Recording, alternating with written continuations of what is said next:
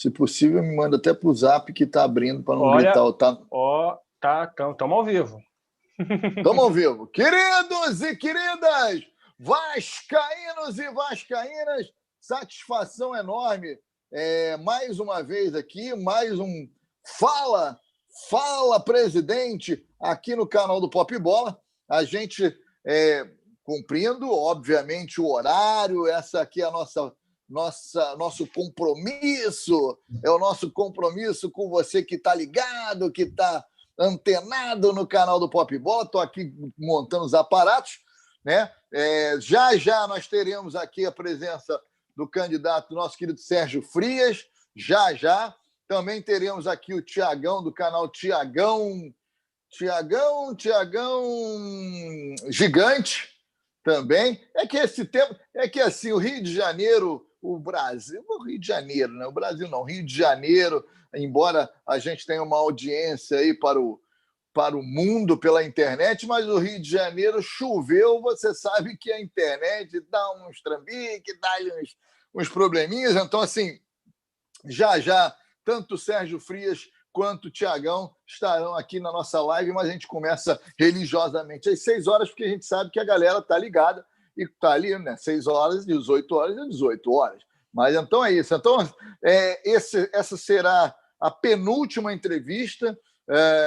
Hoje eu recebi a ligação da Mônica, que é assessora do Levenciano, para tentarmos agendar aí um horário.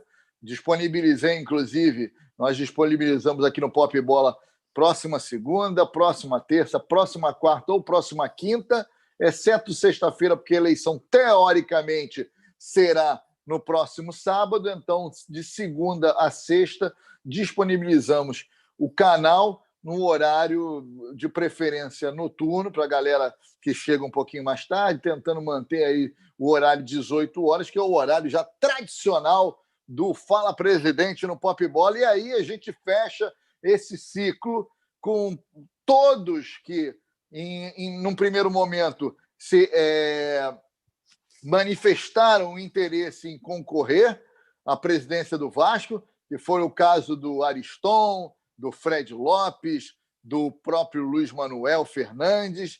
Depois, dentro do processo eleitoral,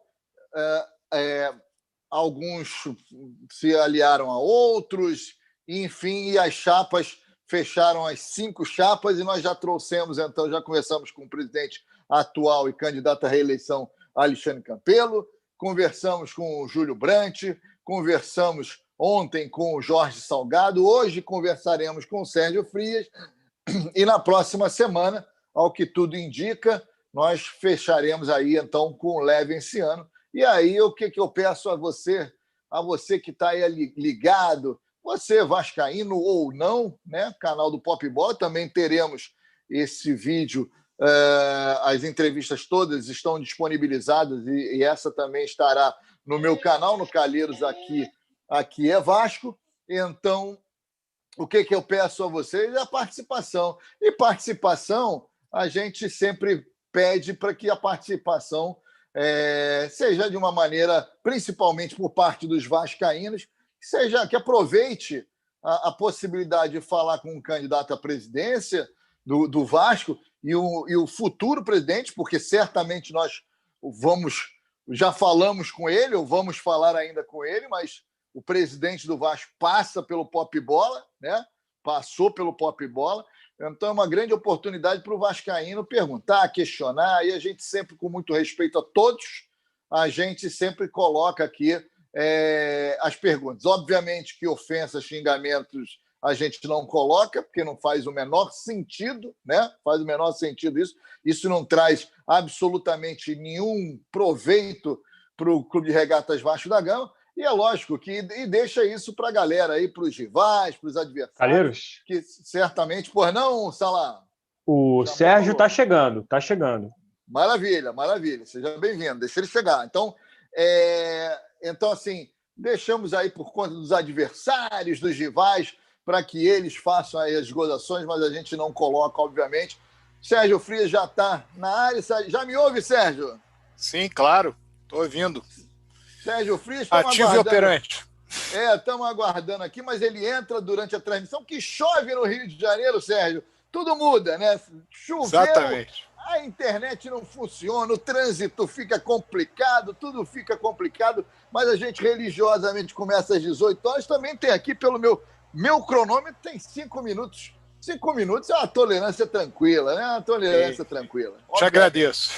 Lógico, pô, não tem por que ser diferente. Então, daqui a pouquinho o Tiagão do canal Tiagão Gigante está chegando aí já, vai entrar durante o papo, a gente vai começar a conversar, porque a presença que interessa, não que não interessa o Tiagão, óbvio que interessa, mas que é importante, que a gente quer saber, e eu tenho certeza que o Tiagão também, é sobre o Vasco, é sobre o candidato a presidente, quem sabe o futuro presidente do Vasco da Gama. Então, Sérgio Frias, de antemão, obrigado pela participação, por ter aceito o convite, é um prazer. A gente já se conhece, troca ideia, muitas vezes fora, né, desse métier, e é isso, um prazer receber o amigo, e já começo logo te fazendo uma pergunta que a galera aqui fica empolvorosa. Sérgio Frias é a reedição do Eurico Miranda no comando do Vasco da Gama? Dá para se dizer isso ou não tem nada a ver? A questão é a seguinte, o presidente Eurico Miranda teve uma participação no Vasco que não será igualada, creio eu, por qualquer outro vascaíno nos próximos 100, 200 anos. É muito emblemático, ele foi uma pessoa polêmica para muitos, mas fez inúmeras coisas pelo Vasco, ninguém pode se comparar ou querer chegar perto disso.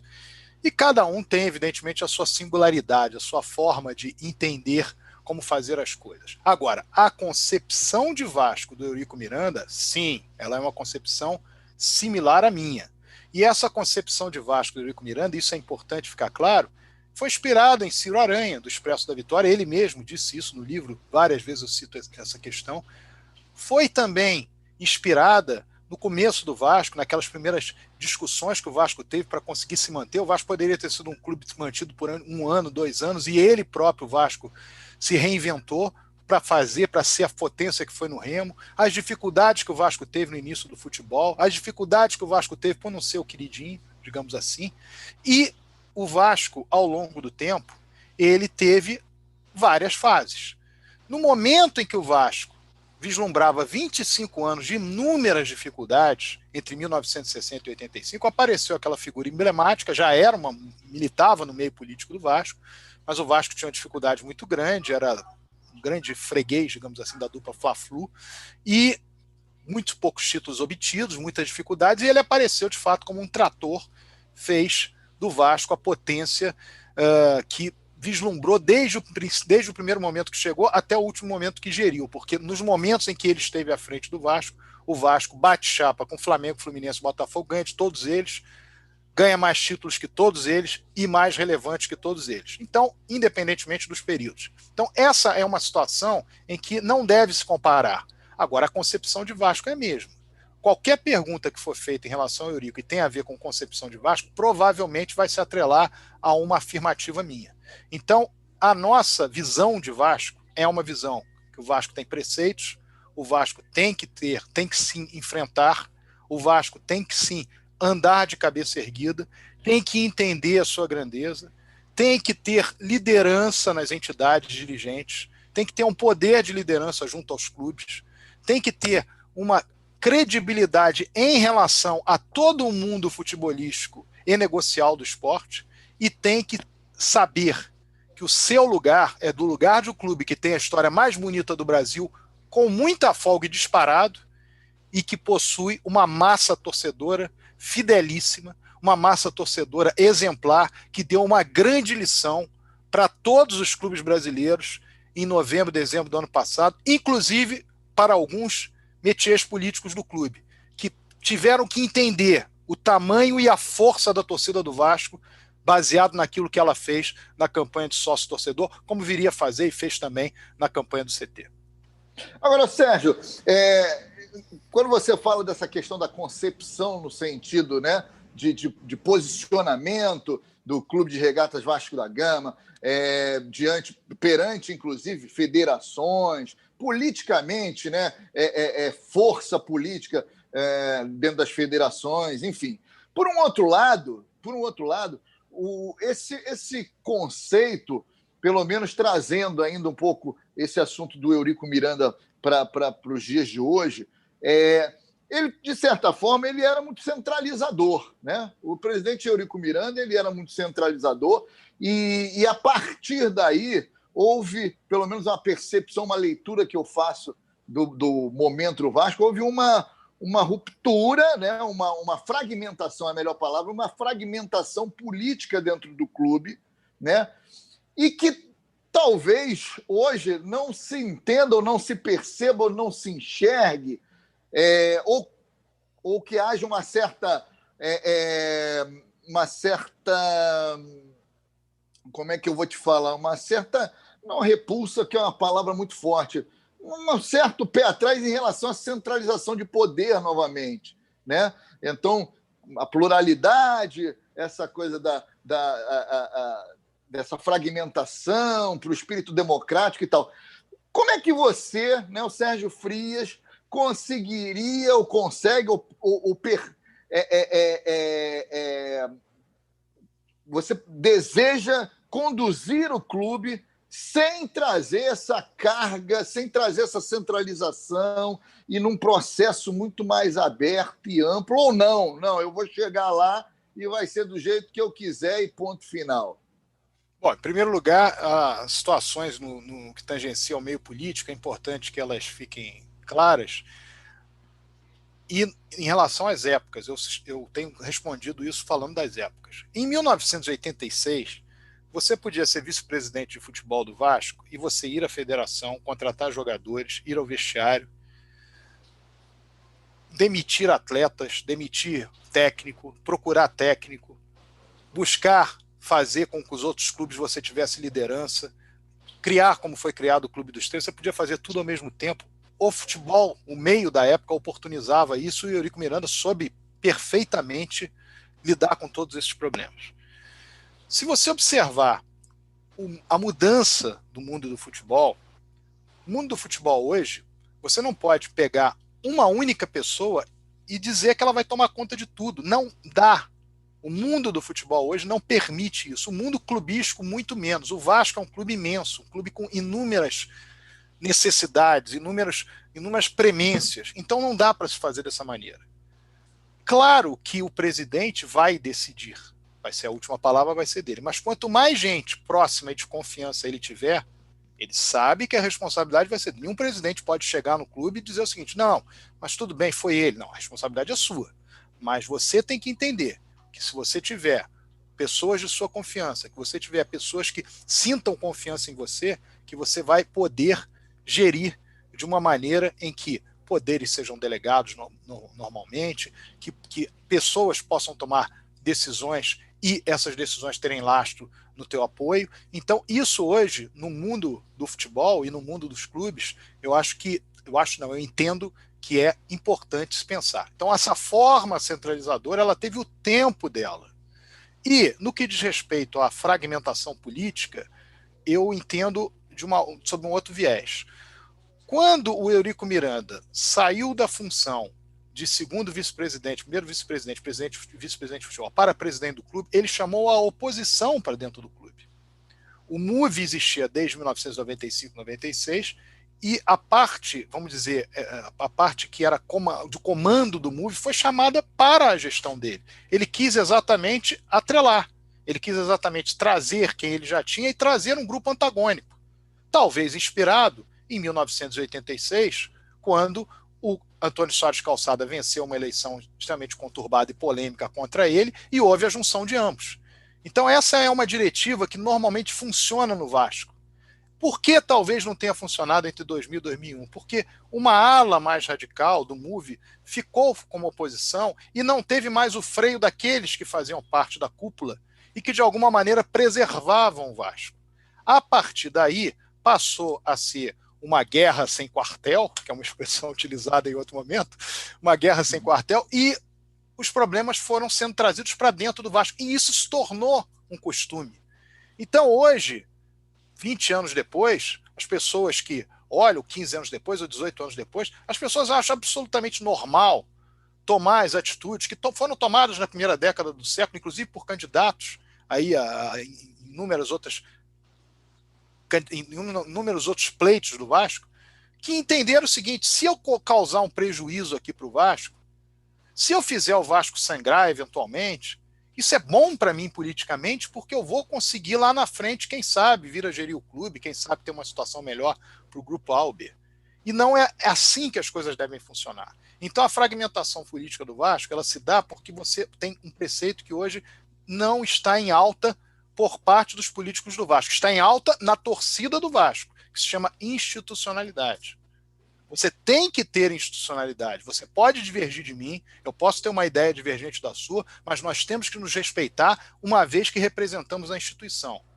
Como os torcedores do Vasco não estão preocupados se é A, B ou C, eles querem ver a bola entrar, eles querem ver o Vasco ser campeão, eles querem ver o Vasco vencer os jogos. Então, a lição dada pela torcida do Vasco no ano passado, numa situação de extrema dificuldade do clube, com a campanha de sócio-torcedor que nós falamos agora há pouco, é uma lição para o métier político do Vasco. Muito bem. Olha aqui, nós agora já recebemos aqui o nosso querido Tiagão. Fala, Tiagão! Estamos falando aqui sobre as dificuldades que a chuva provoca no Rio de Janeiro, mas é bom ter um amigo aqui, um prazer recebê-lo. Canal Tiagão Gigante, não é isso, Tiago? Do Espírito Santo. Espírito Santo. Exatamente, é isso? Exatamente. Isso aí. Então, olha, já vou jogar para você, já para você fazer a primeira pergunta, que nós já começamos aqui a conversar com o Sérgio Frias, e aí eu já jogo para você a sua primeira pergunta. Lembrando que eu sempre... A gente aqui dentro do Pop Bola, a gente tenta o máximo possível manter o espírito democrático, então eu sempre convido os canais vascaínos que não tenham vínculo com nenhum grupo político, porque a gente sabe como é que é a história no Vasco, de política, daqui a pouco botaram não sei o quê, o cara é não sei o quê, o cara é fulano, o cara é isso. Então o Tiagão é um cara que não tem nenhum, pelo menos declarado, né? Não está alinhado a nenhum grupo político, e por isso que ele está aí, justamente para tentar manter o máximo possível a imparcialidade. Tiagão, mete bronca aí e faça a sua pergunta, por favor. Não, beleza. Primeiro eu queria agradecer, Alex, você pelo convite, estar aqui participando é uma honra para mim estar aqui junto contigo no canal. Queria agradecer também a oportunidade de debater projetos para o Vasco com o Sérgio. Sérgio, obrigado pela oportunidade. Espero que você tenha sucesso aí na sua caminhada, tá? E vamos debater projeto, que é o que mais nos interessa aqui hoje. Eu não sei se a primeira pergunta que você fez foi sobre chuva, como é que eu entendi? Não, mete bronca.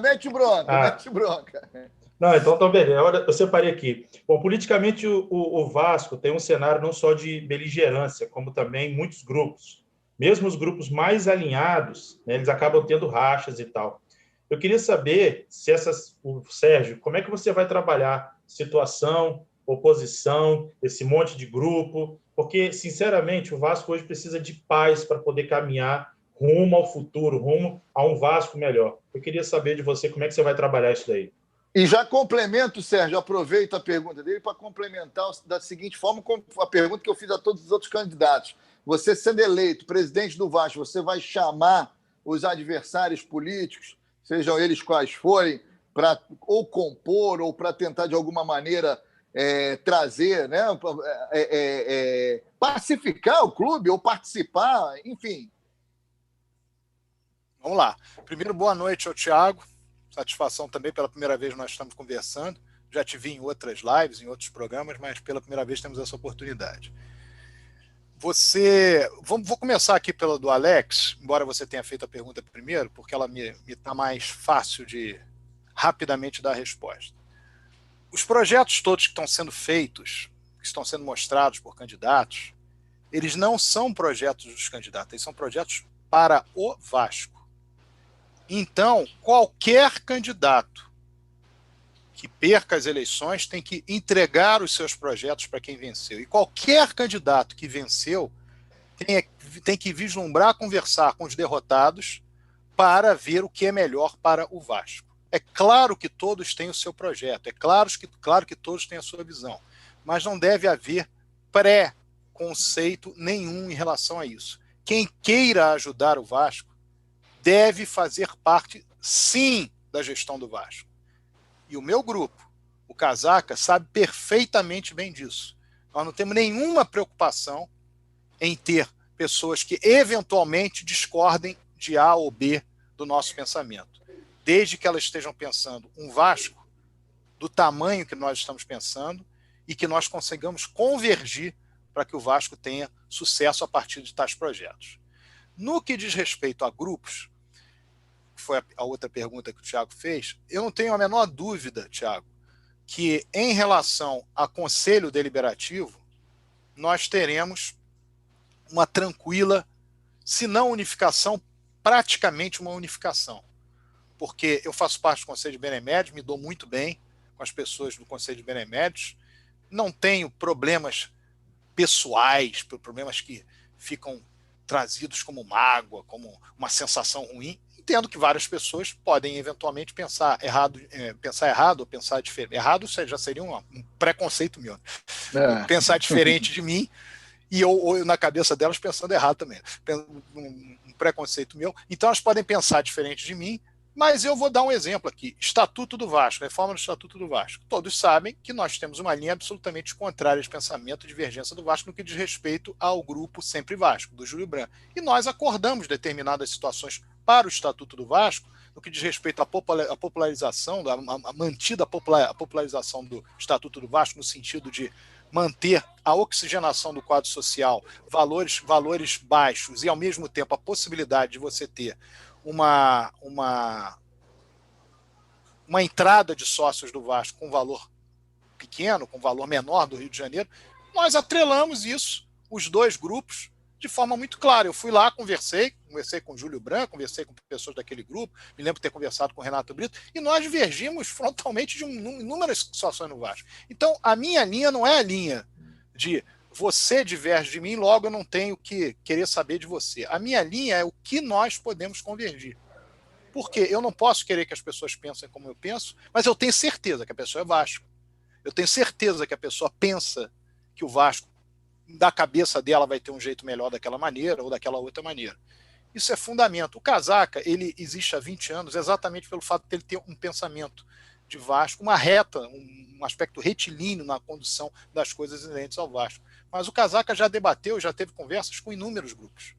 E nós entendemos que o Vasco hoje, ele não pode ter grupos simplesmente para obter local político, lugar político dentro do clube, cadeira de conselho deliberativo. Ele precisa ter grupos com ideias diferentes para que realmente você possa fazer uma contraposição de ideias e chegar a um denominador comum, chegar a uma convergência. Então, eu não entendo que tenha que ter tantos grupos assim, porque eu acho que alguns convergem na maioria das ideias. Entendo que deva ter muitos debates com esses grupos para que esses grupos possam convergir em determinado momento, olhar e pensar, poxa, se 9 grupos pensam exatamente dessa maneira, por que tem 9 grupos? Podemos trazer isso para um grupo só. E por que ter grupos? Por que você ter ideologias diferentes se você tem um conceito maior de Vasco? É claro que o Casaca tem a dele, são 20 anos numa mesma ideologia. Que não é a ideologia, muitos se confundem. A ideologia é o grupo que fazia o que o Eurico não é uma coisa assim, eu já expliquei isso antes, mas é um grupo que tem uma filosofia, tem um jeito de pensar, mas muitas vezes se adequa ao jeito de pensar de outros grupos, dependendo do tema. Ô Sérgio, e aí, falando mais propriamente em relação a projetos, e aí a gente vai entrar um pouquinho mais, né, nessa questão mesmo de possibilidades, de entendimento do que o Sérgio Frias pensa como presidente e tal. A gente sabe que o Vasco vive numa pindaíba financeira, não tem como a gente fugir desse assunto. Eu acho que esse é um assunto de extrema relevância, eu acho que é de maior relevância no momento, principalmente porque o nosso maior rival, nada de braçada, né, nessa questão financeira. O que você pensa para o Vasco? Que o Vasco tem solução financeira? Porque a gente já teve aqui o marketing é a solução, a parte de mídias é a solução, Vasco TV pode ajudar na solução, cota de televisão, o Campelo já falou que está comprometida, mudou o sistema, o Salgado disse que é preciso de um aporte de 70 milhões no primeiro momento, que ele vai conseguir junto a financeiras, com juros mais acessíveis.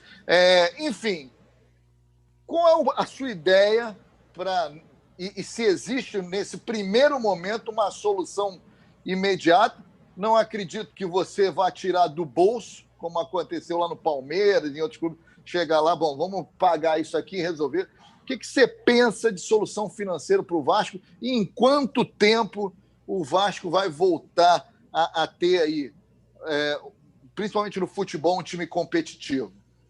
Bom, em primeiro lugar, quando você cita o Palmeiras, tira do bolso, mas tem toda uma ligação ali política e de outras possibilidades de ganho futuros, né? Evidentemente, inclusive políticos, ou políticos, pelo menos. Mas a questão ali do Vasco, você poderá, com N investidores, N pessoas, você pode botar 70 milhões no Vasco, 60 milhões, com juros, discussões, isso você pode fazer. A questão nossa é o seguinte, por que chegou aí? Como que você vai evitar, depois que você tapar um buraco, como você vai evitar ter a estrada pavimentada? Perdão, manter a estrada pavimentada, evitar que ela não fique, que ela deixe de estar pavimentada. Primeiro, há de se ter uma noção do mercado, do mundo do futebol, do quadro funcional do clube, da imprensa, das pessoas que permeiam o clube, de que o Vasco passou a ter credibilidade. Quando você vai fazer um acordo, quando você vai dizer qual é o teu orçamento, o valor dos salários que você vai pagar, você tem que, desde o princípio, primeiro afirmar, bancar, que você, dentro do clube, fará com que o Vasco volte a ter credibilidade. O Vasco tendo credibilidade financeira, tendo um poder que se torne evidente, de liderança, de coadunar, sobre esse aspecto que você falou, da discrepância hoje para o principal rival, de coadunar uma liga, coadunar uma liderança de um grupo que faça com que você diminua essa diferença em relação à cota de TV, que você torne a coisa mais justa, porque Flamengo e Corinthians não jogam o campeonato sozinho, e você entenda que você tem condição de trazer isso, você vai resolver um problema a médio prazo. Perfeito. No que diz respeito ao curto prazo, as pessoas têm que entender no Vasco um clube que de fato está se reequilibrando financeiramente. E já de pronto digo o seguinte, se reequilibrar financeiramente não necessariamente faz com que você tenha que montar um time que não tenha a menor condição, faz com que você não tenha que disputar nada. Tudo tem que ser adequado a um planejamento esportivo, um planejamento financeiro e um planejamento institucional. Primeiro ponto, tem que haver unidade política. Você tem que ter no Vasco a sensação de que o Vasco vive uma paz política, mesmo que seja perene, aconteça uma oposição, mas que você tem um vislumbre de paz política. Você tem que ter uma reforma do Estatuto do Vasco rápida, para que os investidores, os parceiros, eles olhem e falem, vou aqui no Vasco, agora aqui eu tenho segurança, tenho tranquilidade. Há um conselho deliberativo que, além do presidente do clube, se torna responsável, que dá responsabilidade, que dá tranquilidade para o parceiro. Você tem que observar se aquilo que o parceiro tem para te dar, e vão aparecer, Calheiros, isso nós vimos em gestões outras, os parceiros eles aparecem normalmente, nós já temos contato, temos, mas eles vão aparecer por um motivo muito simples. Você começa uma gestão, é uma oportunidade de negócio para todo mundo. E se você souber fazer esse trabalho de negociar e souber entender que tipo de parceiro quer um lucro rápido com o clube, e que tipo de parceiro quer uma relação com o clube. Se esse parceiro que quer uma relação com o clube, você se coadunar e ele se coadunar a você, sem dúvida nenhuma, essa parceria pode dar bons frutos. Agora, o tapa-buraco, qualquer candidato vai conseguir, porque isso vai ser oferecido, pode ser oferecido por empresário, pode ser oferecido por investidor, e você tem que tomar cuidado com o que você vai dar em troca. Você pode dar em troca, me dá aqui fatia da base, me dá aqui a possibilidade de eu gerir o futebol, isso você tem que tomar muito cuidado. A gestão é do clube.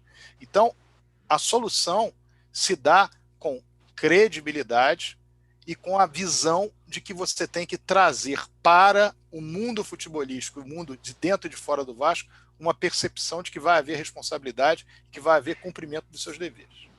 E, Sérgio, mas e aí, complementando aí, e o que você, como presidente, assumindo, daria... Você já tem noção do que daria em troca desse primeiro investimento? a base? Não, como é que vocês já planejaram isso? Você já disse que tem alguns investidores, teriam alguns investidores, ou é preciso sentar lá e, vamos olhar tudo como está para ver o tamanho do buraco? Não, o tamanho do buraco, quem milita na política do Vasco sabe. Não é, isso não poderia chegar aqui e dizer, não tenho a menor ideia do que vai acontecer se eu chegar lá. Você sabe, as pessoas sabem que tem o tamanho do problema. Isso não tem dúvida. A questão fundamental é a seguinte: é uma grande marca? É. A torcida do Vasco fez dessa grande marca nesses últimos 2 anos uma marca mais forte ainda? Fez. Você vai entrar numa administração, as ofertas vão aparecer? Vão. Que apareçam e que surjam e que nos sejam parceiros os que entendam que o crescimento da sua própria marca, crescendo junto com o tamanho da marca do Vasco, vai lhe dar algo em troca. Isso tem inúmeros modelos em que você pode pensar em fazer isso. O que você não pode fazer, foram as primeiras opções que você me deu. Você vai lá, vai dispensar sua base, você vai lá, vai fatiar, você vai lá, vai dar um futebol. Não. Você tem que trazer isso. A percepção da pessoa é o seguinte: você vai crescer com o crescimento do Vasco, você vai ganhar muito mais. Porque existe aquele investidor que ele não quer correr nenhum tipo de risco e quer fazer um negócio em que, vou botar isso aqui, vou dar isso aqui para o Vasco e em seguida eu saio fora e você fica com aquela dívida na mão, com aquele problemão na mão. E há o investidor que pensa, não, eu quero crescer contigo mais tempo, eu quero crescer contigo durante o tempo. Pode até ser uma pessoa, pode até ser uma entidade, uma instituição, ou pessoa física, absolutamente sedimentada, mas ela tem que acreditar naquele potencial da marca. Então o potencial da marca do Vasco é fundamental. Por isso que eu venho dizendo que a torcida do Vasco ela tornou esse potencial de marca muito maior. O grande problema que aconteceu nessa administração, isso precisa ser entendido, foi o seguinte: quando essa administração não cumpriu o princípio da continuidade administrativa, vieram os problemas. Essa administração, ela chega no Vasco, ela recebe no espaço de 3 meses 60 milhões de reais com a venda do Paulinho. 11 na primeira, 57 na verdade, 11 com 10 dias de gestão, que já foi de um empréstimo conseguido pelo gestor anterior, através do empresário, e depois 40 e tantos milhões. E aquilo ali, se há o princípio da continuidade administrativa, se há o vislumbre da ideia de se obter certidões positivas com efeitos negativos novamente, de pagar os salários passados daquele final de ano, dezembro, 13º, se houvesse isso, e houvesse a ideia do cumprimento de acordos, não vou sofrer penhoras, porque as coisas teriam andado. O grande problema é quando você acha que o problema não é seu. Você entra no clube, por exemplo, eu entro no clube agora, eu conversei aquela vez com o Calheiros, nós falamos que o Vasco tinha de débito 80 milhões de reais, mas isso não é problema meu. Eu estou chegando aqui agora, eu tenho que montar o time de futebol, a torcida está aqui na porta. Não é assim. Você tem que entender que você tem um ônus. E esse ônus não é é do Vasco.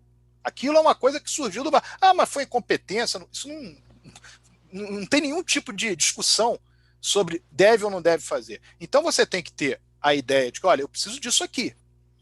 Nós vamos trabalhar com isso aqui? Vamos. Mas como é que nós vamos trabalhar com isso aqui? Eu preciso de investimento assim. Eu preciso ter isso. E você discute. Porque o Vasco é um local, é um clube, é uma marca que todos querem entrar, mas a maioria quer entrar para se dar bem. Você tem que dizer o seguinte: você pode se dar bem com o Vasco, desde que o Vasco se dê bem com você. Desde que o Vasco tenha atrelado a tua satisfação à satisfação do clube. E isso não tenha dúvida que ocorrerá. Agora, é uma negociação que precisa ter frieza, precisa ter um raciocínio de longo alcance, precisa ter o vislumbre daquilo que você pode perder ou ganhar mais na frente, porque o clube não se resolve no primeiro, no segundo mês, ele se resolve no triênio. Ô, Tiagão, sai que é sua, Tiagão. Valeu, Calheiros, brigadão. Ô, Sérgio, você estava falando aí de filosofia, de um grupo há mais de 20 anos, né? Não necessariamente se corrobora com tudo que o Eurico fazia, mas tem uma coisa que tinha na pessoa do Eurico que eu quero passar para você para saber o que você pode trabalhar com isso. O Vasco hoje ele não tem muita representatividade nem na Federação do Rio e nem na CBF, né? E aí eu queria saber qual será a sua linha de atuação nisso, porque você vê o VAR atuando contra a gente, você vê essas coisas acontecendo e parece que nada é feito, ninguém reclama, não tem uma manifestação, não tem nada. eu queria saber qual será a sua linha de atuação perante a representatividade do tamanho do Vasco na federação e na CBF. A construção disso se dá com atrelamento, evidentemente, no contato com as pessoas, um atrelamento político, muitas vezes, que desde que interesse ao Vasco, e sempre observando o seguinte: quando o Vasco é prejudicado, principalmente em relação à arbitragem, você tem mais de 10 milhões, 15 milhões de pessoas que concordam contigo. Você, presidente do Vasco, você tem esse lastro. Então você tem que buscar os direitos do Vasco sabendo que a torcida te dá esse lastro. Se você cometer um erro administrativo, a torcida não vai te dar lastro. Mas se você for defender o Vasco, você vai ter o lastro da torcida do Vasco. Então, sistematicamente, tem que criticar, tem que chegar, tem que brigar. Ah, mas acontece com todo mundo. Tá bom, mas aconteceu com o Vasco. Eu não sou todo mundo, eu não giro todo mundo, eu estou gerindo o Vasco. Então eu tenho que resolver os problemas. Não pode você ir para uma discussão de VAR, fui até a CBF. Ah, lá me explicaram e eu aceitei. Como assim? A torcida do Vasco toda entendeu que não foi. A imagem não apareceu e você chegou lá e resolveu? Não é assim que se resolve. E tem que tomar as medidas administrativas possíveis. Se tiver que protestar, tem que protestar. Se tiver que chamar a responsabilidade, tem que chamar. Por quê? O Vasco, no período do Eurico Miranda, foi muitas vezes prejudicado pela arbitragem. Muitas. O Vasco teria muito mais títulos se ele não tivesse sido tantas vezes prejudicado pela arbitragem. Mas não ficava barato. Ah, você vai brigar e vai acabar ficando uma situação cada vez pior. Depende de um fator. Isso eu te digo com a maior tranquilidade. Depende de se a torcida do Vasco vai contigo. Se a torcida do Vasco vai com o dirigente, dá lastro para o dirigente, aí eles recuam. Eles recuam, porque eles têm medo da massa do Vasco. É muito mais fácil ficar uma discussão do dirigente com a entidade e o torcedor do Vasco olhando, do que eles enfrentarem o torcedor do Vasco dizendo que, olha, o dirigente está ali defendendo o meu clube. Eu gostaria de estar no lugar dele fazendo o que ele está fazendo. Ele me representa. Existe muito essa frase hoje do torcedor. Olha, esse dirigente me representa, enfim, essa figura da política do Vasco me representa. E é isso, o torcedor tem que ser representado pelo seu dirigente. E não há dúvida, não me interessa se o fulano de tal foi prejudicado nisso, naquilo. Me interessa quando o Vasco é prejudicado. E o Vasco é historicamente muito prejudicado. Então ele precisa sempre, no momento do prejuízo, ter o dirigente maior ali em cima. E quando você fala representatividade de federação, você tem que também ter pessoas de confiança ali. Você tem que ter pessoas que você saiba que vão brigar pelo clube, e eu conheço e tenho pessoas adequadas para isso, que eu sei que brigam pelo clube, e você tem que ter essas pessoas altamente ligadas a todas as entidades dirigentes do futebol, para que você saiba perfeitamente que você vai ter força na hora de tais discussões. Então, é o lastro com a torcida do Vasco, a responsabilização, o desgaste, muitas vezes, pessoal que você tem como dirigente, mas sabendo o seguinte: eu estou fazendo isso porque eu estou na qualidade de representante do Vasco. Eu estou representando aquele torcedor que esmurrou a porta porque o Vasco foi prejudicado, o Alex Calheiros que xingou o juiz na transmissão dele, o torcedor do Vasco que chora, a criança que fica... Você está representando todos eles quando o Vasco é prejudicado. Então você tem que tomar atitudes para que o Vasco deixe de ser prejudicado, para que isso minore de maneira a constranger quem o faça. Ô Sérgio, voltando agora a falar um pouco de São Januário, né? Porque a gente está falando de futebol, o futebol é o carro-chefe, sem sombra de dúvida, mas o Vasco tem, né, o São Januário, um assunto que é recorrente também, que é a reforma de São Januário.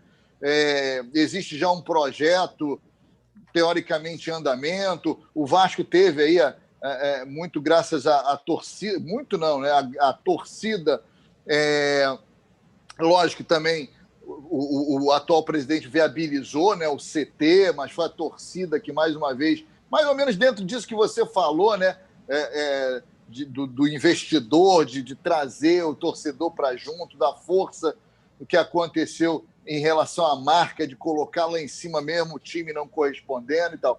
O que você pensa em relação à reforma de São Januário? Ela é possível ou ela é só maquete? Já existe um contrato assinado, parece, com a W Torres, se eu não me engano é isso, de ter essa reforma. Você pensa em... O Brant também tem uma outra empresa, parece que era a empresa, inclusive, que está sendo feita agora, também tinha sido indicada por ele, alguma coisa nesse sentido. O que você pensa? Você pensa em dar sequência a isso? Ou não, vamos segurar, porque precisamos de grana aqui para outra coisa? E se você também pensa nas outras sedes da Lagoa, da sede do Calabouço, quais são as ideias em relação à reforma desses espaços que o Vasco tem? Bom, em relação primeiro ao CT, o CT ele é uma demonstração de que você pode nem ter cargo no Vasco e fazer muito pelo Vasco. Quem viabilizou o CT, nós sabemos que teve a participação de um político, mas quem viabilizou o CT foi um torcedor do Vasco sem nenhum cargo no Vasco. Quem teve a ideia de fazer com que o CT tivesse a participação da torcida do Vasco para bancar o CT e na hora ninguém acreditou, também foi esse torcedor do Vasco. E no que diz respeito a São Januário, nós temos que ter uma percepção muito clara de que a reforma é importante, mas vamos ver o entorno de São Januário. Tem que melhorar a situação do entorno para nós termos a reforma. O Vasco, fundamentalmente, tem que aumentar o quê? Hoje, a capacidade do seu estádio cabem no Vasco apenas 22 mil torcedores? Todos nós sabemos que não. Precisa de medidas de segurança, então vamos buscar as medidas de segurança para aumentar essa capacidade. Você está discutindo uma reforma em São Januário. A reforma não pode ser uma reforma que destrua o patrimônio do Vasco, patrimônio histórico do Vasco. Não pode ser uma reforma que torne o Vasco inquilino do seu próprio bem. E não pode ser uma reforma que, durante o seu período, faça com que o Vasco tenha que morrer em pagamentos e mais pagamentos em estádios alugados. Portanto, a reforma também tem que ter isso no seu bojo, que seja bancado os espaços em que o Vasco vai jogar, seja no Maracanã, seja no Engenhão. Sobre o contrato já está assinado, não. Houve uma reunião do Conselho de Benemérito, foi apresentado um projeto e faltava o investidor, que é o fundamental. Como esse investidor ou investidores não surgiram até aqui, isso não foi levado para o Conselho Deliberativo. Portanto, não tem nada aprovado em termos de Conselho Deliberativo do Vasco. É importante a reforma? Claro que é. Enquanto você discute isso, se eventualmente você está numa discussão, pensa, vai ser daqui a um ano e meio, você pode fazer rapidamente no Vasco, rápido, sem muito trabalho, o posicionamento atrás do banco do adversário, por exemplo, de uma arquibancada para os visitantes, que faz com que a saída dos visitantes se torne muito mais tranquila, sem nenhum tipo de confronto, e deixe todo o espaço para o torcedor do Vasco. Aumentando aquele espaço e aumentando com as normas de segurança que são necessárias para que você tenha um aumento, você já pode chegar tranquilamente aí a 30 mil lugares. Sérgio, então você está falando que não quer a reforma de São Januário, que não vai fazer reforma de São Januário. Não estou dizendo isso. Estou dizendo que há situações em que você resolve problemas hoje que são crônicos do pequeno número de torcedores do Vasco. Para haver a reforma, ela tem que ocorrer. Você pode usar naming rights, você pode usar que determinado espaço vai ficar para aquela empresa durante X anos, você pode dar participação à empresa no que ela vai fazer em relação a lojas, restaurantes, etc. Tudo pode ser feito. Não pode ser feito tudo dentro de uma razoabilidade, que o Vasco também tenha ganho. O que não pode ser feito é você esquecer do entorno, você entender que você é inquilino do próprio bem e que você chegue, não, simplesmente nós vamos aqui derrubar o parque aquático e nós entendemos que o parque aquático não tem mais importância nenhuma. Isso não. Você tem que ter a percepção daquilo que é patrimônio do Vasco, daquilo que é patrimônio histórico do Vasco. Então, a reforma do estádio ela é importante, sem dúvida nenhuma, vai trazer mais rendimentos do Vasco e também não pode levar o Vasco a criar uma dívida que fique 20 anos para pagar com a faca no pescoço, sem poder usufruir de verba que ele poderia utilizar para uma outra coisa.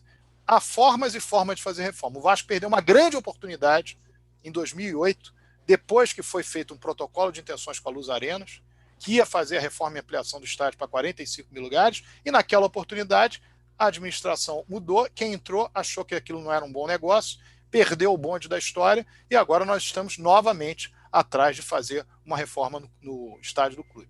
E sobre as outras sedes, importante também a conservação das outras sedes, importante no que diz respeito às sedes náuticas do Vasco. Fiquei muito satisfeito de saber que já há um trabalho em Duque de Caxias. Ali você pode ter divisão de base, você pode ter futebol feminino, você pode também trazer parte da base para treinar no CT novo, junto com os profissionais, para juntar ali, fazer com que haja uma junção entre aqueles que estão por subir e aqueles que já estão devidamente colocados no plantel, e você tem que trazer, não sei se essa pergunta será feita, então eu já vou me adiantar, você tem que trazer para dentro do Vasco, não só em dias de jogos, a torcida do Vasco, a criança vascaína, o jovem vascaíno. Você tem que dar oportunidade com gastos ínfimos de que haja prática de outros esportes. Você tem que trazer para o torcedor do Vasco a satisfação de frequentar São Januário e não apenas no dia dos jogos ir para São Januário. Isso é de fundamental importância e é de fundamental entendimento daquilo que pode fazer com que o Vasco progrida e cresça em relação ao número de torcedores e à paixão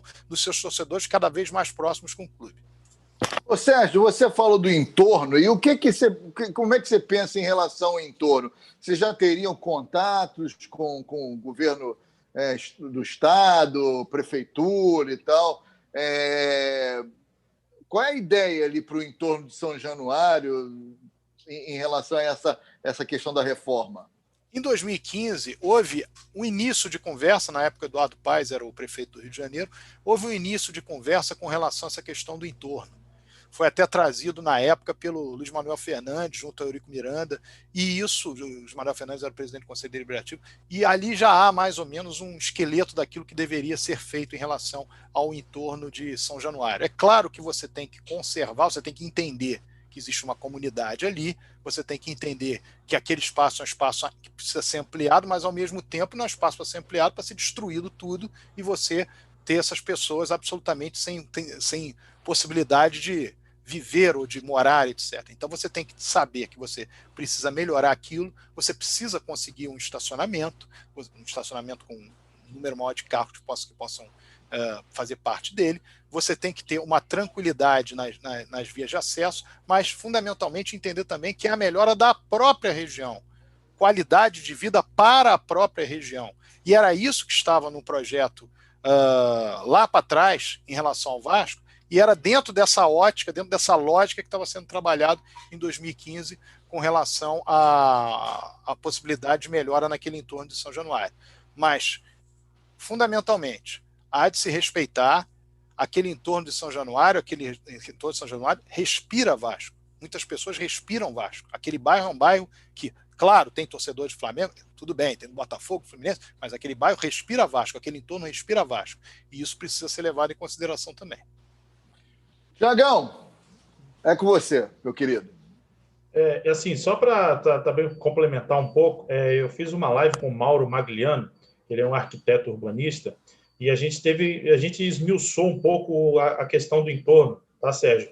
E tem um programa da prefeitura, que é o PDU, Programa Diretor Urbano, que fala que não há espaço suficiente para mais do que 35 mil pessoas em São Januário, porque senão você ia acabar afetando ali a barreira, né? Aí, às vezes, quando a gente comenta isso, parece que eu estou indo de encontro a algum candidato, algum projeto, alguma coisa do tipo. Mas a gente também tem que pensar que o Vasco é um clube de inclusão. Sendo de inclusão, eu não posso trabalhar um processo de gourmetização para que o ingresso vire R$300, R$200, e aí ninguém mais tem acesso a São Januário. Então, a gente também, eu sempre falo para os candidatos isso, trabalhe, eu quero modernidade, eu quero isso tudo, mas tem que ser pensado também nessa questão da inclusão, tá? Perfeito. Desculpa, você vai fazer seu comentário. Não, aí na hora que eu, assim, tá atrelada a pergunta que eu vou te fazer, né? Se o Calheiros me permite, eu vou puxar um pouquinho a sardinha pro Off-Rio, né? Que a gente aqui do Espírito Santo, e assim como tem outros também, eu queria saber qual será o seu trabalho, porque eu vejo todo mundo falando, torcedor, construiu o CT, construiu São Januário e tudo.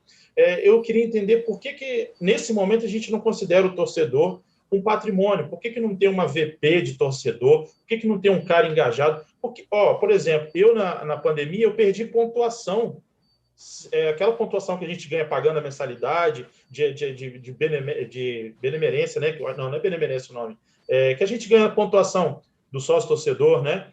E sem ter jogo, sem ter nada, às vezes a gente, eu não quero uma franquia, eu quero uma casa para fazer um churrasco, ver o jogo do Vasco. Ou seja, a gente está abandonado, a gente está ávido de comprar uma camisa e não tem, a gente está ávido de ter uma programação e não tem. E às vezes assim, mas o Vasco não está precisando de dinheiro? Então eu queria saber qual é o trabalho do Sérgio Dias para o torcedor Off-Rio e para tentar resolver esses problemas. Sérgio, desculpa. Deixa primeiro eu falar só sobre a questão da lotação do estádio. Eu já fui num jogo, talvez o Alex Calheiros tenha ido também, se ele for tão pé frio quanto eu, naquele Vasco e Londrina de 1978, 20 de fevereiro de 78, 40.209 pagantes. Eu não me lembro desse aí, não. Eu me lembro de um Vasco e Fortaleza. 2-0. Roberto fez 30 anos naquele jogo. Gol do Roberto Marquinhos. Roberto Marquinhos. Que também estava... Estava muito cheio. Estava muito cheio, eu me lembro. É verdade. Não lembro o ano. Que ano também 84. não lembro. Terceira fase do Campeonato Brasileiro, terceiro jogo. Aniversário do Roberto, lembra? Que levaram a coroa para ele, fez um gol de cruzamento do Ayrton, enfim. Mas, então, eu acredito, o Thiago, que você possa ter um estádio com 40 mil, 42 mil, acho que você consegue ali ainda fazer. Eu acho que não pode ter com 50, eu acho que 50 não dá. Entendeu? Eu acho que 40 e pouquinho você consegue. Inclusive, aquele projeto da Luz Arenas era 45 mil, que era um projeto de 45 mil que no final tornava 42, se eu não estou enganado. Mas, sobre o sócio off-Rio, isso é uma coisa muito curiosa. As gestões passam no Vasco e quais são as soluções? Não, vamos fazer o seguinte, o sócio off-Rio. Quando o Vasco for jogar no Espírito Santo, estou dando exemplo, tá? Nós vamos levar o Donizete e o Mauro Galvão e eles vão ficar um dia antes do jogo, vão aparecer lá, dar autógrafos, e aí você vai ter a oportunidade de um local itinerante em que o torcedor vai poder comprar camisa e tal, e nós demos uma satisfação para o sócio fora do Rio. As pessoas não têm noção do que é um associado fora do Rio que acompanha o Vasco, que não pode ir aos jogos do Vasco toda vez que quer ir, que ele quer ser acolhido de uma outra maneira. O Estatuto do Vasco foi muito feliz na reforma no seguinte sentido, de criar embaixadas em cada estado da federação. Essas embaixadas têm que fazer exatamente o que você falou, elas têm que oportunizar a que haja um espaço, a que hajam festas, que hajam eventualmente churrasco, que hajam a possibilidade de você participar daquilo como se você sentisse dentro de uma sede do Vasco. Porque você, fora daquele métier do Rio de Janeiro, você não tem muita condição de acesso às coisas. Claro que pela internet você tem, mas o visual, o campo, você não tem. Então você tem que ser acolhido da maneira mais carinhosa possível. Então a forma é você, de fato, a pessoa enxergar. Você falou de uma coisa, um vice-presidente de torcida. Ou diretores como se fossem diretores institucionais, que estivessem nos estados ou em regiões, que você começasse a ouvir, tivesse uma ouvidoria para você saber o que o torcedor fora do Rio, que é diferente o torcedor do Nordeste para o Sul, para o Centro-Oeste, para o Sudeste, o que ele pensa, o que lhe falta, o que ele quer. Porque é muito simples você dizer assim, ajude o Vasco, você não é Vasco, ajude o Vasco, pague a sua mensalidade, entre de sócio torcedor, mas a questão não é que ele quer um retorno, ele quer carinho. O torcedor do Vasco precisa de carinho, não é retorno. Porque eu vou ganhar uma camisa. Não é isso, é carinho. Ele precisa entender que ele faz parte daquele núcleo. Ele pode estar no Amazonas, ele faz parte daquele núcleo. Quando o Vasco vai jogar no Amazonas, a delegação do Vasco chega, vocês veem o que os torcedores do Vasco fazem por ver o Vasco jogar lá em Manaus. Eu vi no Espírito Santo. Eu fui ver jogos em Cariacica, naquele período ali, 2015, 2016 fundamentalmente. Você vê como a torcida do Vasco se posiciona. Você vê as torcidas do Vasco em grupos de WhatsApp. Eu moro longe, mas eu tenho uma paixão. Então tudo isso precisa ser valorizado. Agora, não é uma ação pontual quando efetivamente o Vasco jogue lá. Não, você resolve o problema se você levar o Vasco para jogar uma vez por ano naquele estádio. Isso é o modelo que a CBF faz com cala-boca dos estádios e colocar a seleção brasileira para jogar no estádio. Não é isso. O torcedor do Vasco precisa muito mais do que isso. Então, eu entendo que essa ideia das embaixadas ela é muito boa, mas para além de você ter um lugar físico, ou você ter uma ideia de embaixada, você tem que ter coisas que o torcedor do Vasco se sinta dentro do Vasco. Que o torcedor do Vasco se sinta atrelado ao Vasco, se sinta acarinhado pelo Vasco. Ô, Sérgio, agora mudando radicalmente, né, de assunto. Não vou falar sobre o Flamengo, não, né? Não, radicalmente de assunto, pô. Só se for para falar mal. Exatamente. Mudando radicalmente de assunto, a gente, falando agora, voltando para a parte política, eu conversei, né, com os outros candidatos e tal, e todos eles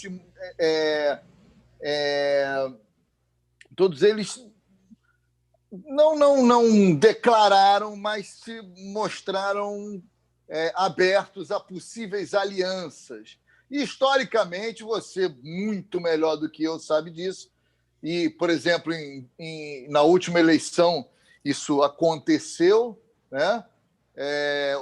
Adversários políticos se alinharam quase que numa... Inclusive, acordos foram fechados ali no momento em que eu ia votar. Eu fui votar e rolou uma reunião ali no cantinho ali de São Januário para, né? Aquela coisa toda. Existe a possibilidade do Sérgio Frias apoiar algum candidato ou receber o apoio de algum candidato. Muita gente, inclusive, duvidou que o Casaca com o Sérgio Frias iria, né? Iria até o final da eleição. Mas existe essa possibilidade ainda? Ou você pode se juntar todo mundo de um lado e vocês não se juntam? E se também houve um racha no Casaca, a gente soube, né, que houve um racha no Casaca, e se a sua candidatura também representa muito mais um posicionamento político do que propriamente a busca pela presidência já de imediato nesse primeiro momento? Bom, em primeiro lugar, dizer que a candidatura, ela, para quem me conhece, sabe que a candidatura vai até o fim. Eu sempre disse isso, que a candidatura iria até o fim. Basta me conhecer um pouco, não precisa conhecer muito, não. Se conhecer um pouco, sabe que eu não estava falando, blefando. Mas, se algum candidato quiser me apoiar, não há problema algum. Podemos conversar. Eu não vou apoiar qualquer outro candidato, porque nós lançamos a candidatura, não foi para... Muitos falaram teses, mais teses, que é coesão. Não, a candidatura foi... Até porque, para deixar claro, em 2011, nós tínhamos um candidato que ia para a eleição, que era o Pedro Valente, que na última hora resolveu não ir, e nós não fomos. Eu tinha como ir para a eleição, até formar a chapa era fácil, voto nós tínhamos, e eu não fui. E eu não fui e assumi o ônus de não ter ido. A responsabilidade foi minha. Eu não passei a responsabilidade a ninguém, passei a responsabilidade a mim. Nós fomos porque eu, Sérgio Frias, não fui. E todo o ônus disso eu absorvi sem problema algum.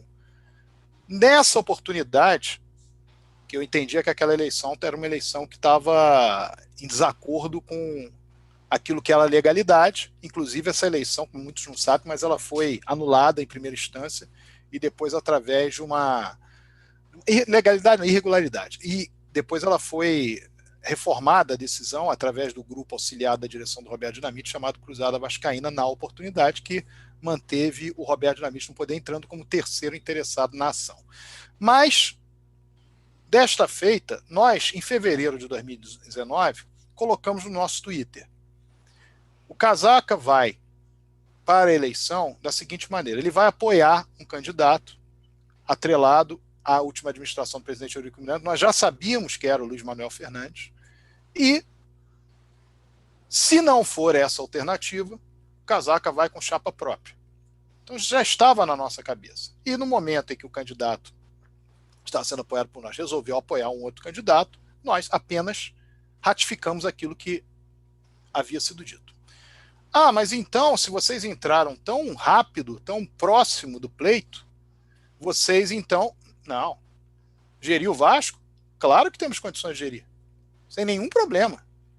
Nós tivemos dentro do Vasco, nós conhecemos as pessoas de dentro do Vasco. O meu vice-presidente, Marco Antônio Monteiro, é extremo conhecedor do Vasco. O Zé Luiz Mano é uma das figuras carismáticas, emblemáticas do Vasco. Há outros nos apoiando.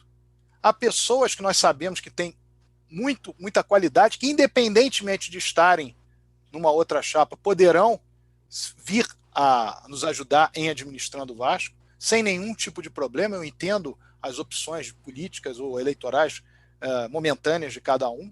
Isso não me afeta em nada. Eu acho que as pessoas têm, entendo que as pessoas têm o direito de fazer uma escolha, muitas vezes estratégica, etc.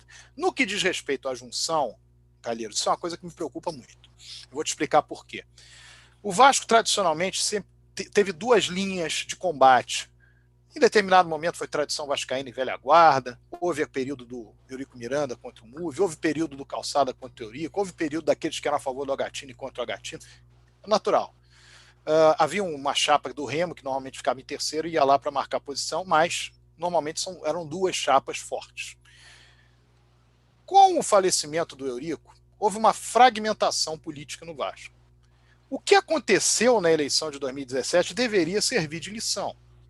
Água e óleo, quando se misturam, não dá certo.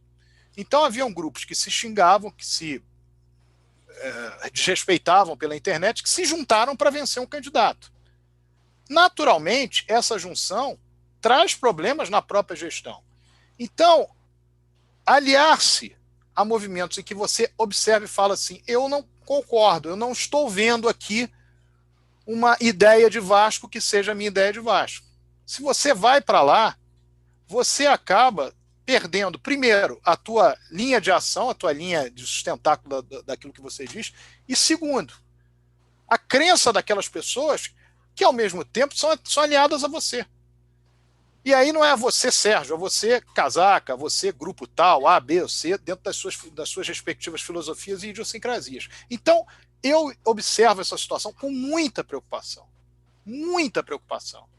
Imaginar que você tem grupos que estão ali alicerçados por 6, 7, 8 grupos que não pensam da mesma maneira e que, se eventualmente num pleito ganham ou ficam em segundo, aquilo vira uma grande confusão. Eu fui só na eleição, agora eu sigo para cá, o outro segue para lá. Pois é, só que você tem que ter um conselho deliberativo coadunado, você tem que ter uma boa relação com o conselho de benemérito, porque ali você tem 150 natos e 150 eleitos. Você tem que ter uma forma de trazer pacificação e unificação para o clube política mínima para você poder gerir. Eu não tenho dúvida que nós, vencendo a eleição, terei essa pacificação, essa unificação. E não tenho qualquer problema com a oposição. Ele é da oposição, quer conversar, quer apresentar, quer mostrar seu projeto, é bom para o Vasco. É porta aberta, escancarada. Nós não estamos, e o Casaca todo sabe disso. Todas as pessoas que nos apoiam, e que também não são do Casaca, que nos apoiam, sabem que a minha linha de filosofia é que é bom para o Vasco, nós vamos trazer o que é bom para o Vasco. E isso deveria nortear todas as chapas. O que eu vejo são chapas montadas com esse fisiologismo político, muitas vezes atrás de 2 cadeiras, 3 cadeiras, 5 cadeiras. Isso não é bom, porque você não necessariamente pensa igual e você pode se engalfinhar uma vez estando eleito dentro do Conselho Deliberativo do clube. Meu querido Tiagão, solte a sua pergunta, que eu sei que você está aí cheio de pergunta para fazer. Espírito Santo é aqui perto, né? Aqui perto, mas para São Januário não dá para ir a pé, mas tudo bem. Solte sua pergunta aí. Ainda bem que você já cruzou, deixou a bola quicando, queria falar justamente sobre isso. O Sérgio, é o seguinte, eu tenho até uma frase aqui que eu falo com o nosso grupo de sócios, né? Que é o seguinte: enquanto eles vivem Vasco, a gente sonha Vasco, porque a gente não tem a frequência de vivência de Vasco que vocês aí do Rio têm. Então, eu também acho que as pessoas têm o seu parâmetro de qualidade, parâmetro de se está fazendo uma coisa boa ou não. E o que eu percebo no Vasco é que a cada triênio, todo mundo tende a começar do zero e não se aproveita muita coisa. Então, eu quero saber do Sérgio Frias, né, para não errar de novo, né, se você percebe que nessa atual gestão tem algo a ser aproveitado e que você gostaria de dar continuidade. Com certeza, toda gestão tem algo a ser aproveitado. Isso é uma grande bobagem achar, porque você está numa campanha contra aquele candidato, nada presta. Isso é uma grande bobagem, isso não existe. Você tem, na gestão subsequente, muitas vezes é mais fácil você coadunar aquilo que você não entendia correto, mas aquele profissional, aquela pessoa, aquela pessoa que vive naquele métier político, ela se adequar à tua estrutura e ela permanecer. Então isso é uma grande bobagem. Na verdade, você tem que buscar aquilo que você entende que até o que não está dando certo, mas eu acho que não está dando certo por isso aqui. Se eu resolver esse problema aqui, vai passar a dar certo. Não é porque o profissional é ruim, não é porque a pessoa que está tocando isso não tem competência, e você deve conversar com todo mundo. Você deve buscar as pessoas que querem ajudar. Muitas vezes a pessoa quer ajudar, mas ela se vê numa posição política diferenciada da sua e ela fica inibida. Eu não quero que haja nenhum tipo de inibição, eu quero que as pessoas cheguem, que as pessoas adentrem no Vasco para ajudar. O que não dá é para você ficar fazendo política sem buscar nenhum tipo de algo que seja para além da política. Então, na nossa concepção, e não é uma concepção só minha, é a concepção de todo o grupo, uma concepção das pessoas que nos apoiam, a ideia é que quanto mais gente ajudar o Vasco, melhor. E existem, sim, coisas que podem ser melhoradas, mantidas, feitas de uma outra maneira, mas conservando aquela ideia, se aquela ideia for boa. Ô Sérgio, uma outra curiosidade em relação a essa questão do, né, você pegar o Vasco, chegar no Vasco já como entrar como presidente. A gente, teoricamente, a eleição será no próximo quer dizer, no outro sábado, né, dia 7, se eu não me engano, de novembro, se não for adiada. Corre aí pela boca miúda que há uma grande possibilidade da eleição ser adiada e dela ser híbrida, né? Você vai poder votar online ou votar aqui. Estou aqui.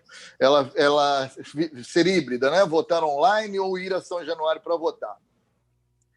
Bom, vamos considerar que a data seja mantida, você vai ser eleito, ok, beleza, bacana. Quando você for assumir o Vasco, faltarão, sei lá, meia dúzia de jogos. Faltarão meia dúzia de jogos para terminar o Campeonato Brasileiro. E se a gente tomar como base o momento do time, embora a gente tenha 2 jogos a menos e tal, não é um momento muito, muito bacana que a gente está vivendo. Nada promissor. Como é que você pretende conduzir quando chegou lá, faltando 8 jogos? Primeiro, o treinador, o treinador, vamos mantê-lo, não vamos, o jogador, vamos fazer uma revolução, não vamos manter o que tiver que manter, funcionário, vamos trocar tudo. Qual é a sua ideia para esse momento de assumir o clube em meio a uma competição tão importante como é o Campeonato Brasileiro? Você tocou em 4 pontos nessa sua pergunta, eu estou preocupado com o horário, que já estou vendo que são 7, tranquilo. 8. Tranquilo. Vamos tentar. Primeiro pelo ponto da troca, etc. Toda a gestão que entra e entende que tem que trocar tudo, trocar 200 funcionários, 300 funcionários, mexer no futebol, no popular, né, como é dito popularmente, dá ruim. Porque, primeiro que você aumenta a sua dívida, você vai colocar outros profissionais, essa dívida você vai rolar, mas vai ter muitas vezes que pagar 2, 3 vezes mais com as demissões, etc. Eu entendo que o Vasco contratou um bom treinador. Eu vejo nesse português Sapinto um treinador com qualidade. Acredito que o Vasco vai melhorar a sua produção. Vejo no time do Vasco bons valores, vejo que há um problema muito sério no coletivo. Hoje os jogadores estão inseguros, hoje os jogadores não estão com a devida confiança. O futebol, o jeito de jogar está muito burocrático e as contratações foram sendo feitas e muitas delas não deram o devido resultado. Mas entendo que o Vasco não vai correr o risco maior, no caso, que diz respeito a esse campeonato. Mas, quando você chega à eleição, que depois eu vou discutir sobre o prazo de eleição, etc., quando você vence, se você vencer no dia 7 de novembro, 28 de novembro, 5 de dezembro, 18 de dezembro, enfim, você tem que imediatamente buscar a transição com quem gere. Por quê? Você buscando a transição com quem gere, você vai poder ver o que será possível, porque você não só vai assumir o clube, como tem que ter um planejamento do futebol para 2021. Vai acabar o campeonato, dentro do campeonato estadual, você provavelmente vai buscar dentro de cada setor alguma coisa que se atrele ao teu conceito de futebol. O meu conceito de futebol, por exemplo, não é o conceito de futebol dos anos 80. O meu conceito de futebol você tem que ter um comitê gestor, você tem que ter alguém na parte científica de pesquisas para aquisição de atletas, alguém que vai negociar vestiário, a noção de base para o profissional, alguém que represente em termos de federação, um gerente remunerado que trabalhe baseado também no foco com essas pessoas que fazem parte desse métier, o vice-presidente de futebol, o próprio presidente do clube. De uma maneira em que você, mas é muita gente? Não, cada um seguindo sua função. E você vai ter um atrelamento àquilo que me parece o mais claro para que você obtenha resultados de campo, né, no futebol. Dentro dessa lógica, é fundamental Ganhou a eleição, no dia seguinte, São Januário, vamos sentar aqui, vamos ver como é que nós vamos fazer. Ah, esse problema aqui, o salário está atrasado. Ah, esse outro problema aqui, porque eu não sei como é que a gente vai fazer com o contrato desse atleta, termina em 31 de dezembro. Ah, porque tudo isso tem que ser visto. Porque você já tem que assumir o clube, sabendo o seguinte, tem jogo daqui a 3 dias, mas eu já conheço o elenco, eu já conversei com A, com B, com C, eu vou manter fulano, beltrano e ciclano, outros vão participar, enfim. E ter a montagem já do que você vai fazer para 2021. No que diz respeito à eleição, eu quero aproveitar o espaço para dizer o seguinte: a eleição não poderia jamais ocorrer no dia 7 de novembro por uma questão de desrespeito estatutário que nós evidenciamos na ação e está evidenciado no processo da marcação das eleições de 2017. O Estatuto do Vasco foi descumprido claramente. Ali, as chamadas impugnações foram resolvidas e publicadas no dia 28 de setembro, e a partir dali o presidente da Assembleia Geral tinha 2 dias para marcar a eleição, que não fez, porque manteve uma data anterior num comunicado no dia 5 de setembro. Segundo ponto, não havia possibilidade de registro de chapas. Nós tentamos registrar uma chapa no dia 26 de setembro e não havia possibilidade de registro. Você tem que ter 60 dias para quê? Para fazer campanha. Ora, se você não pode registrar uma chapa no dia 26 de setembro, é claro que o prazo ainda não começou. Isso é evidente. Em qualquer tipo de eleição, todo mundo sabe disso. Não é uma discussão muito complexa, digamos assim. E nós pedimos uma coisa, que somos a única chapa que não tem. Nós pedimos, por 2 ofícios no Vasco, logo após o registro da chapa, que ocorreu lá no dia 4 de outubro, se não me engano, naquele período ali, nós, após essa lista que nos foi permitido fazer registrar a chapa, naquela oportunidade nós fizemos 2 ofícios em dias diferentes no Vasco, pedindo em 24 horas o quê? A lista de sócios com telefones, endereços e e-mails para que nós pudéssemos fazer campanha.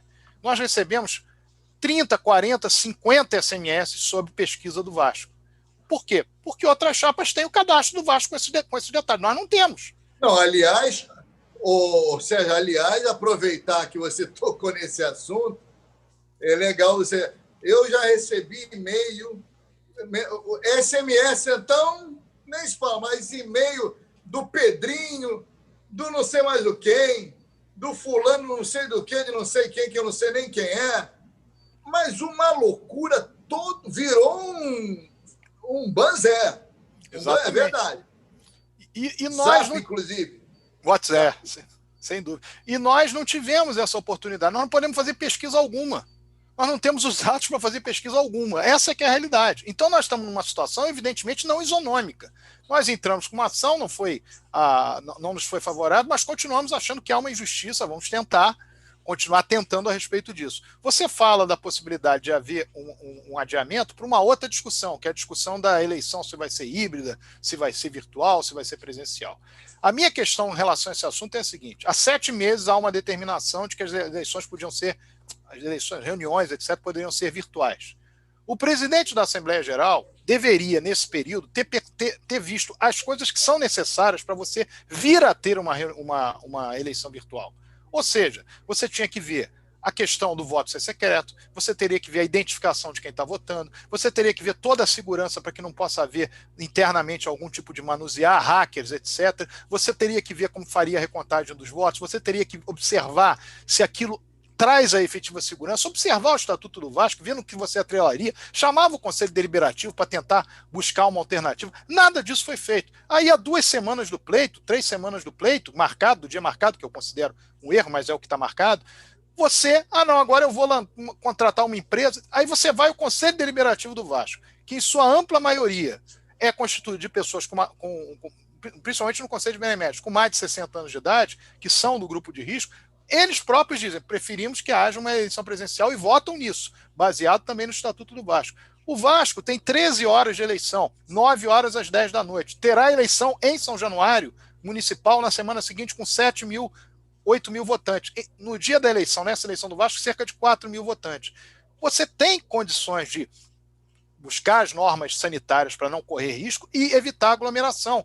Era isso que devia estar sendo discutido hoje, o presidente da Assembleia Geral, o presidente do clube, as chapas, como é que nós vamos fazer? Vamos todos criar aqui uma forma de fazer com que as coisas se adequem a esse tipo de preocupação? Não, há uma discussão Um diz que tem que ser presencial, o outro diz que tem que ser virtual, aí agora vamos para o modelo híbrido. E o modelo híbrido ou virtual, ele vai bater no mesmo problema, que é o problema dessa falta de segurança que foi dito. E nós temos que entender que há pessoas... Você tem o quadro social do Vasco, tem 4 mil remidos, que são pessoas normalmente mais velhas, não necessariamente sabem mexer no computador, sabem fazer. O neto pode ir lá, um amigo pode ir lá, aí o vovô e tal, e vota, não é ele. Essas coisas acontecem, podem acontecer, você não tem segurança disso. Você pode ter morto votando nessa eleição, e te digo de uma maneira muito simples. O sujeito morreu há 3 semanas, ninguém no Vasco sabe, ninguém avisou. Ele está na lista, porque ele é um sócio remido, ou benfeitor remido, ou sócio campeão. Alguém pode ir lá e votar por ele. Tudo isso tem que ser pensado. Então, nada disso foi pensado e você não pode entrar com esse modelo. Sérgio, mas você não acha que as pessoas... seria bom para pessoas que moram fora do Rio? Você não acha que aquelas pessoas mais velhas ficam... Claro, eu sei disso. Só que nós temos que pensar no coletivo maior. Você não pode ter uma eleição com a possibilidade de ser uma eleição que acabe sendo... Não estou dizendo que é por intenção, deixa de ser, mas acabe sendo uma fraude por fraudadores, tendo feito isso na condição de votante. Nós não sabemos o que é possível. Nós não sabemos se é possível ou se não é possível um tipo de votação desse jeito, mas com certeza sabemos que, sem segurança, torna-se algo evidentemente possível. Então, essa situação é uma situação que precisa ser vista com o devido cuidado. Não houve nenhum tipo de cuidado. O trabalho do presidente da Assembleia Geral do Vasco tem sido descuidado, ele tem sido descuidadoso ao longo do processo. O Vasco tem visto o seu estatuto ser descumprido inúmeras vezes. E isso não é bom para o clube. Você pode até conseguir convencer na justiça um magistrado, uma magistrada, de que, olha, minha intenção, mas quando você deixa de cumprir o estatuto de forma sequencial, aquilo se torna uma decisão de fora para dentro do clube. Isso não é bom para o clube. Isso institucionalmente é muito ruim. Não sei se eu respondi todas as 4, mas eu acho que eu fui nelas. Foi bem, foi perfeito. Ô, Tiagão, nós já estamos com o tempo, urge o tempo, mas eu quero que você faça a sua última pergunta e já emendo te agradecendo. Tiagão, já fala do teu canal, Tiagão Gigante, fala um pouquinho o que tem lá, para a galera ir lá visitar, para a galera se inscrever. E te agradecer mais uma vez, obrigado pela presença. Um abraço aí para todos do Espírito Santo, que tem vascaíno, tem mais vascaíno aí do que capixaba. Espírito Santo tem mais vascaíno do que capixaba. Então, obrigado. E deixa a tua última pergunta aí para o meu querido Sérgio Frias, por favor. Não, Calheiros, obrigado. Eu que agradeço o convite de estar aqui no teu canal. É uma honra para mim. Você é um amigão que o Vasco me deu aí. Então, muito obrigado pela oportunidade de estar aqui. A recíproca é verdadeira. Está debatendo sobre Vasco, aprendendo cada dia mais sobre Vasco e tal. E meu canal é um canal meio diferente, né? Que a maioria das pessoas é notícia de Vasco e tal. Eu tento falar, eu até achei um nome para isso, Live Técnica. Lá eu falo sobre o estatuto, lá eu falo compliance. Lá eu tento levar ao vascaíno as ideias que a gente talvez tenha, né, naquele bate-papo ali de torcida, para tentar melhorar o clube. Então, é um canal ali meio que, digamos assim, diferente um pouco dos outros, não em qualidade, mas no assunto, né? Então, eu tento levar para a galera todas essas informações mais técnicas. Mas eu te convido, Tiagão Gigantes, é só ir lá seguir, dar aquela moral. Beleza? Bom, Sérgio, eu tenho aqui uma pergunta para você, é o seguinte, ó. Uma das dificuldades do Vasco não angariar verbas é devido à sua desorganização interna, falta de informação nos processos jurídicos, falta de informações financeiras, entre outras coisas. E aí eu queria saber de você o seguinte, hoje você está a par do que está acontecendo no Vasco? Você acredita numa transição boa? E como é que você vê o seu primeiro dia como presidente do Vasco? Porque a gente está cansado de ouvir herança maldita, eu não sabia, não sei o quê. Como é que vai ser o primeiro dia do Sérgio Frias? Tiagão, ainda falo mais uma coisa para o Sérgio. A sensação que eu tenho, Sérgio, é que o cara está lá, o presidente, seja lá quem for, o Campelo, o Eurico, o Calçada, enfim, se for o Brant, o Leven, o Salgado, você, tem que falar o nome de todo mundo, que senão dá problema. Campelo, enfim. De repente surge uma bomba lá. Tem uma dívida que...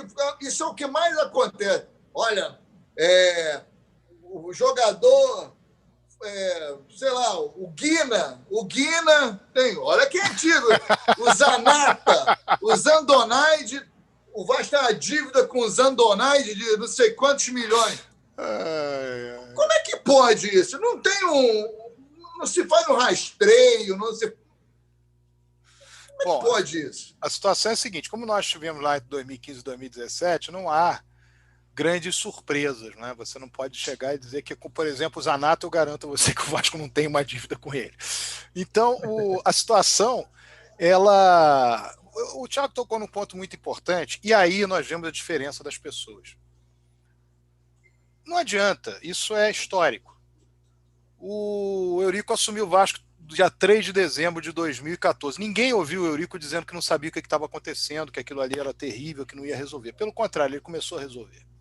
Os outros candidatos, Roberto Dinamite, quando assumiu, Campelo, quando assumiu, e outros que assumiram em outras oportunidades, normalmente disseram isso. Mas não é o histórico do Vasco. O Calçada não assumiu o Vasco no primeiro dia de 82, dizendo, olha só e tal. O Alberto Pires Ribeiro, olha só. Não é assim. As pessoas sabem mais ou menos do que acontece, a não ser que elas sejam out-Vasco, outsiders. Se ela está, de alguma maneira, atrelada ao clube, ela sabe o que está acontecendo. Agora, existe um discurso fácil de palanque que é, olha, não me responsabilizem com o Vasco começa a partir daqui, eu estou sabendo que eu tenho essa situação agora, eu tinha aqui um investidor XPTO, mas agora eu não vou poder mais. Você conversa. Na verdade, as pessoas sabem o que está acontecendo. As pessoas sabem que o Vasco tem salários atrasados, as pessoas sabem que nessas demissões todas que o Vasco fez, o Vasco tem que pagar um monte de gente, as pessoas sabem que o Vasco deixou de cumprir acordos, as pessoas têm um histórico desses 3 anos do que aconteceu e sabem fundamentalmente que se você não chegar no primeiro dia e mostrar que você vai dar credibilidade, que as coisas não vão andar. Essa é a realidade. Você tem que trazer esse lastro de credibilidade. Não é a questão dos 70 milhões, 80 milhões, tapa-buraco. A questão é você mostrar que aquilo ali vai seguir contigo à frente, porque você vai trazer gente ao seu lado que as pessoas vão perceber, não, as coisas vão andar. E dali as coisas têm a possibilidade de andar. Então eu entendo isso como um palanque político. Você chegar simplesmente e dizer que, olha, não estava sabendo de nada do que está acontecendo. E sobre a sua pergunta, poxa, você sendo uma pessoa do Conselho Deliberativo, se eu sou do Conselho Deliberativo do Vasco, eu recebo o balanço, eu tenho um orçamento, nós sabemos de informações que surgem via Conselho Fiscal, nós sabemos qual é a situação que o Vasco está vivendo. Ninguém desconhece a situação. Quem está dentro desse métier não desconhece a situação. Há reuniões de Conselho de Beneméritos, há contatos nossos com pessoas de dentro. E sobre a transição, eu acredito numa boa transição, sim. Porque a boa transição, ela é algo importante para o Vasco. Quem perdeu, perdeu. Mas quem ganhou precisa também daquela pessoa que perdeu, no sentido de que essa transição seja feita para o bem do Vasco. Ou a pessoa que perdeu quer ver o Vasco cada vez pior, ou o Vasco entrando numa derrocada? Claro que não. Até porque isso vai influenciar nela também. Afinal, ela sai em 18 de janeiro, ou pelo menos o mandato vai até 18 de janeiro. Ou ela vai ficar daquele período até 18 de janeiro só vendo o Vasco cair, decair. É melhor que ela tenha já um contato com o outro e isso possa acontecer. Para que você já assuma com uma realidade. Independentemente se a eleição vai ser no dia 7, vai ser no dia 28, vai ser no dia 5, vai ser no dia 12, e vou dizer aqui, continuar dizendo, nós vamos brigar pelos nossos direitos para termos isonomia nesse processo eleitoral, meu caro Calheiros, meu caro Tiagão. Bom, é isso aí. Então, a gente ficaria aqui, como aconteceu com todos os outros, é sempre bom falar de Vasco, né? Com vascaínos, porque todos os candidatos aí são vascaínos, estão se candidatando à presidência do Vasco, e como eu sempre falo, claro que eu tenho minhas convicções, eu vou lá votar e não falo para ninguém, porque eu tenho aqui o poder do microfone na mão e optei por não fazer campanha, por não falar, porque eu acho que o vascaíno precisa se envolver cada vez mais, e ele próprio não tem... Eu não me vejo como representante, né? O vascaíno, ele próprio, tem que ir lá, tem que se informar, tem que buscar conhecimento, saber, para ele lá decidir qual é o voto. Não é o que o fulano está falando, o que o Calheiro, o Ciclano, Beltrano, mas é uma opção, uma opinião minha, um posicionamento meu, que respeito quem não pensa dessa forma. Mas então eu queria aproveitar, já que a gente chegou ao final, agradecer primeiro o Tiagão aí, né? Já falei com ele pela participação, canal Tiagão Gigantes, Espírito Santo, e agradecer ao querido Sérgio Frias, que é uma enciclopédia do futebol do Vasco, o cara que sabe muito dos gols. Eu acompanho no Instagram lá, estou sempre lá falando com ele. Pô, esse aí eu estava lá nesse jogo, sabe tudo da história do Vasco, independentemente de candidatura e tal, mas é um fato. Inclusive, eu uso muito das pesquisas dele para defender o Vasco no Pop Bola, para dar porrada lá, principalmente no Tavares. Então, Sérgio, muito obrigado. Espero que você tenha sucesso, boa sorte, né, na eleição do Vasco da Gama. E obrigado pela participação, por ter aceito o convite. E quero que você deixe aí o recado, as considerações finais para a galera que está assistindo aí. Grande abraço e muito obrigado. Bom, para os fãs do Instagram... Calheiros. Diga. Não, só para falar que eu tenho o livro, né, o Eurico Miranda, Todos Contra Ele, autografado pelo Sérgio e pelo Eurico. Legal. Eles vieram a Vila Velha aqui lançar o livro. Isso aí, eu me lembro como já vamos falar que, se prepara que já devem falar, esses caras são euriquistas, já estou acostumado. Mas eu queria lembrar aqui para o pessoal que me segue no Instagram que, de fato, houve uma parada nesse período eleitoral do jogo, mas vai voltar e eu vou retomar e vai ficar direitinho, as datas vão ficar direitinho.